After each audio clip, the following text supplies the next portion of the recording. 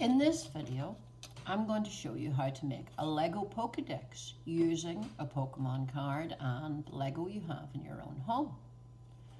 So, obviously the most important thing is that your Pokédex fit the Pokemon card. Now what I found when I measured is that your Pokédex needs to be 10 studs wide and 13 studs high. Which is tricky because, you know, Lego plates don't come in odd numbers all that much. Now, you can use a bunch of different pieces when you build this. You see, I'll try and show you examples of different combinations of pieces I use. But you won't be able to build it unless you have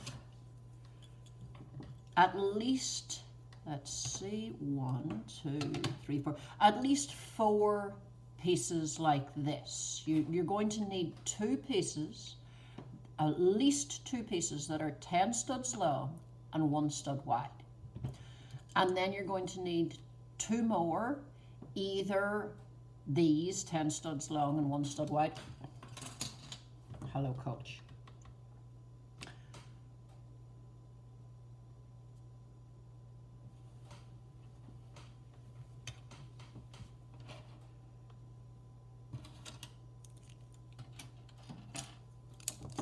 You're going to need at least 2 of this piece.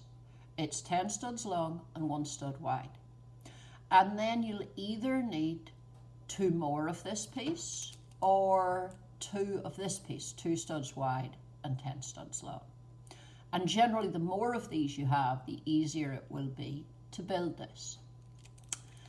You should also look for the back of it. The bigger the plates you have, the better. If you have anything that's 10 studs wide and 10 studs long and 4 studs wide, or 10 studs long and 6 studs wide, that will make it easier to build the back of your Pokédex, which is the bit we're going to start with.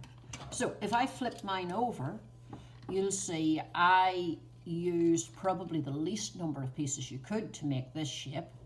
I have 2 flats that are 6 studs wide, and you put them together, that makes 12, and then I have a 1 stud wide. All of these are 10 studs long, okay? Now, if you don't have as many big plates as that, you have to make a combination somehow else. Here I'm going to use 4 and 4, that's 8, 9, sorry, 2 more, that's 10, and then another 2, that's 12, and then 1 more, that's 13, okay? Now, so this shape that I have just made, which is not stuck together yet, is 10 studs wide and 13 studs high. Now, to hold it together, we're going to fill in the sides. Now, on this side, I'm using 2 plates that are 6 studs long, and this would be easier if my table was flat. Hold on a second. There we go. So, I have 2 that are 6 studs, which adds up to 12, which means I have a gap up at the top. Now I'm going to use just a little round stud because I don't have many square 1x1 flats. And then on the other side, I'm going to use one that is 8 studs long and one that is 4 studs long. And again, that gets me to 12. And over here, I'm going to use a square plate, see-through one, to fill in that last stud. Okay, so that is the back and sides of your Pokédex. Now, you're going to need to fill in the bottom. So you could use a 1x8 and just 1 studs wide again across the bottom. So you'd need a 1x8 plate or 2 1x4 plates, whatever combination you can put together, to fill in the bottom of your Pokédex. Now you can see, you put the card in, the card sits in there very nicely. And now across the top, this is the bit where you need some combination of 1 stud wide or 2 stud wide, 10 long pieces. So I'm going to put, I think it works best if you have a 2 stud wide one across the bottom, and you need a 1 stud wide one across the middle, and you choose, you have to look at your card, and you want it to cover more or less the bottom of the picture or the very top Like what you want is for it to look as if there are two screens.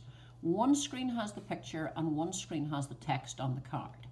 So I'm going to put it, I think, right there. And then at the top, you know, if you have both a 1 stud wide and a 2 stud wide, you can test them out and see what do you think looks better. You could have it thin, which maximizes your picture size, but it means that you might see the top of the card. Or you could have it a bit thicker. I prefer it a little bit thicker. So that's the way I'm doing it. Now, you want to fill in these bits on the side that are still a bit lower, right? You put plates on top here and here and here, and now we want to fill in these. Now, these have worked out to be odd numbered lengths on mine, which means you need to look for 1x3 plates. Or, and here, so this is 1x3, this is 1x5, so up here you would need to look for a 1x3 and a 1x2, or a 1x4 and a 1x1 until you have filled in the side. And you see here even I have used a plate that is partly a tile, it doesn't have studs the whole way, and that's okay because we are now on the top of the Pokédex and we don't need to stick anything on top of these things.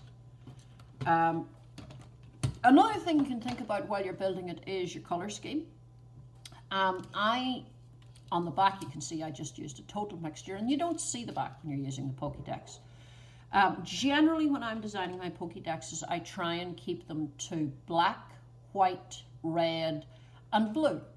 And I think that that kind of keeps it with the general colors of Pokemon. You can see you could use yellow as well.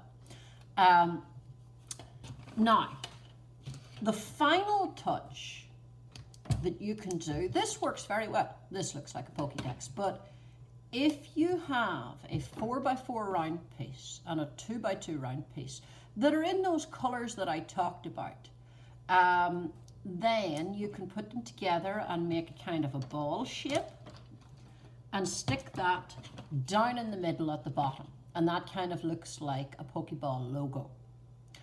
And that is the finished Pokédex.